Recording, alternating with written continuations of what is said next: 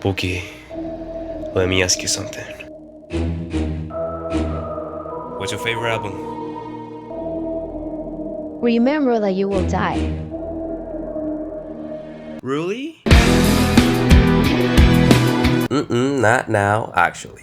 Before I start, I want to let you know that this is my favorite album, actually. Bolivia is the main band that got me into the music world.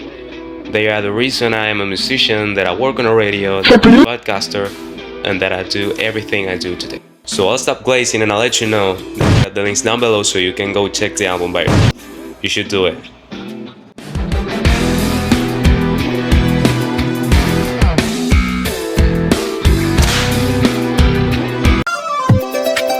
What most of the Bolivia fans don't know is that they went viral 11 years ago with the playthrough of their song Impassion.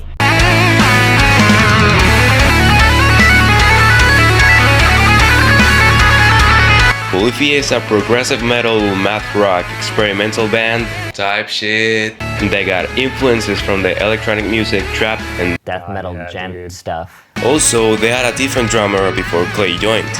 And now the lineup is Tim Henson and Scott LePage with guitars, Clay Gober as the bassist, and Clay, I'm not even trying to pronounce that. Ashley man! And since 2010, they've been dropping albums and LPs, what leads us to this masterpiece. Remember That You Will Die starts with Genesis, which works great as an introduction with a short version, and gets even better when you listen to it the whole way. The song started with Tim going to Rodney Jerkins' place, but when he thought he messed it up, he showed in the multivoicer and set the main chord progression. And now with brass tracks featuring, it's a complete mind-blowing song. Now you may have noticed I'm a bit excited about this one, and that's because I am. Before this, I was really into the whole LP, but recently this song got my attention when I listened to the Ernie Ball Big Sound with Bolivia. And now it's everywhere because I carry it with me. And someday I want my life to sound like this. Absolutely nuts, I'll give it a 10 out of 10. It's funny that I didn't discover Bolivia with the most famous song. But as soon as I heard it, I said to myself I was gonna play that song someday. And no surprise, but I'm still struggling with it. I love and I hate the arpeggiator at the same time. This song mixes the virtuoso thing with catchy melodies and I love that. And the whole piece gives me a totally different vibe from everything I heard before. It's crazy how they managed to pull another signature guitar just for like 3 songs, using this one as a reason for Ibanez to do it. I didn't know nylon strings could sound like that, but they changed the way I understand music. I literally have no words to explain how this song got me into a more advanced guitar play. I don't give a fuck, I'll give it a 10 out of 10, plus you should watch the making of video. I'm not even gonna lie, this song is just a giant flex, and I love both of the solos of the bass and synth. It's really a song to wake your ass up and get yourself on an energetic vibe. And we start to see a bit of the electronic influences, and it's truly a funny song to hear live and watch the playthroughs. I'm not even gonna be picky on this one, and I'll give it a humble 10 out of 10. This is absolutely crazy. The only thing I can't stop thinking of is who the fuck did the mix. Bro, I can hear the bass through my phone and I don't know how, but it low-key doesn't sound like the shittiest record ever. All that aside, I love the way Scotty writes, the tone's flawless, the harmonies are tough, and has the more visual solo. I don't know how you're gonna interpret that, but I just can't see the solo, man. That's sick. A 10 out of 10 plus has a funny video. Someone call a paramedic. I got a question for you. Do you remember I said I discovered Bolivia with a TikTok? It was a clip of Tian debunking the riff, and as soon as I saw it, I went straight to hear that.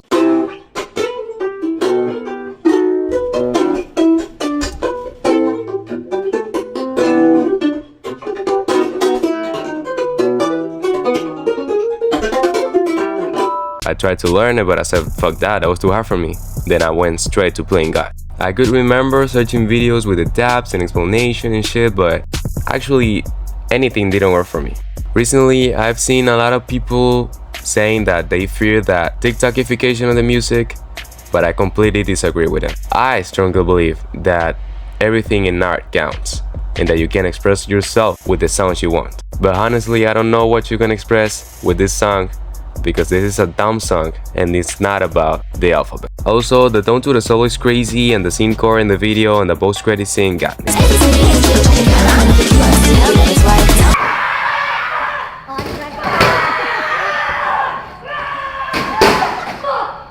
That's an 8 out of 10. Nah, I was lying. A 10 out of 10. I love the main melody, and Kill Station reminds me a bit of Lil Peep. It's a short song and I don't really know how to feel about it. I don't have anything to say, to be honest. But overall, I love the solo, interlude, I don't know, whatever. And it's a solid 7 out of 10.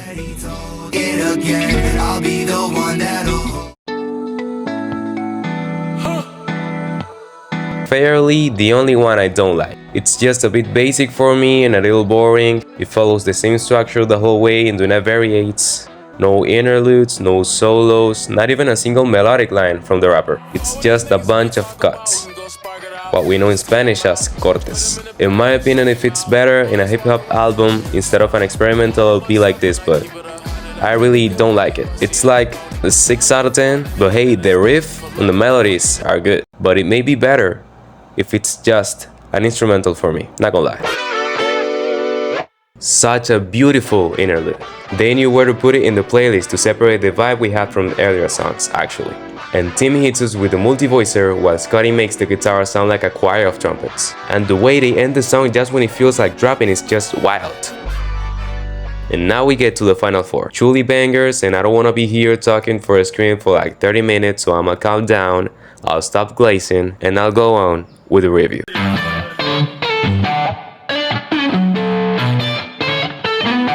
I'm amazed by how natural it feels mixing electronic music with guitars, which are primarily in clean tones.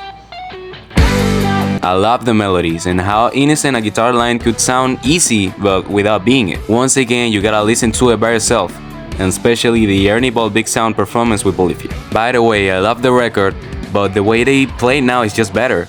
They add new tones and they give everyone a quick solo at the end. And I specifically like Scotty's solo. The feel that melody has is insane. That's a 10 out of 10.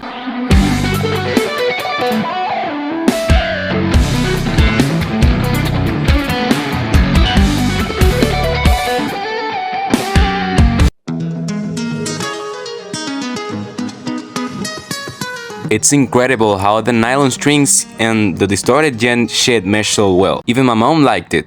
Could you believe that? Then when the song turns into a beat perfectly for Lil West to hop in, it's just a masterclass.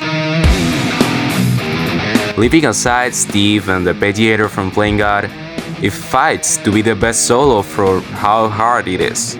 Or how difficult, my bad. You got me. It was my favorite song for some time, and I also understand people saying that the rap wasn't necessary, but I just like it too much, man. I can't help it. This is a must hear and a 10 out of 10.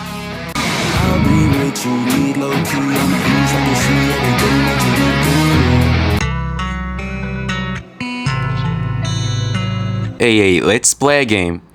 A little game. What do I like about the song? The clean riff, the distorted guitars, and that they finally added a rhythmic section. And of course, the fucking solo. What I don't like is barely anything, but Chino not having a scream, it's basically the #1 reason. We know he can't do it no more, but we just needed it. This song really makes me wanna sell my house and buy an 8 string, and of course, it's a 10 out of 10. And a well-deserved one.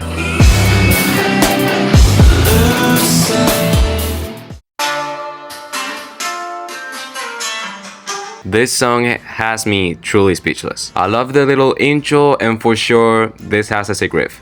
And everyone on this song shines by himself, and I like that. Plus, the story behind it is really funny, and Steve always doing what he knows. And listen, I know I said this a lot, but you should go listen to this by yourself. It's incredible how these guys managed to pull such masterpieces just by arpeggiating. You can't miss this one, and it's a 1000 out of 10.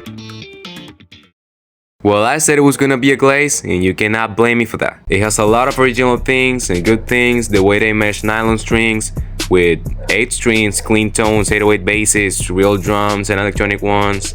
It just blows my mind. I just can't get my head around it all, man. It's like the Bolivia sauce, you know. But unfortunately, it's not always good things.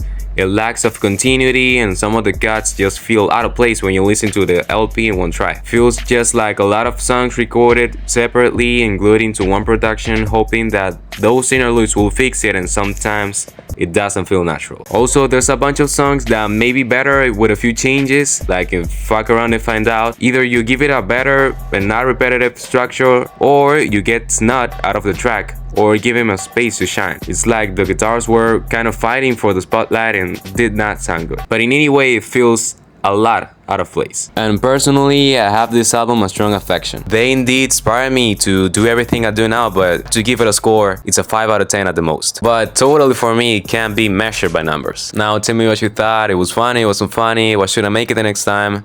Leave it on the comments down below. I should know.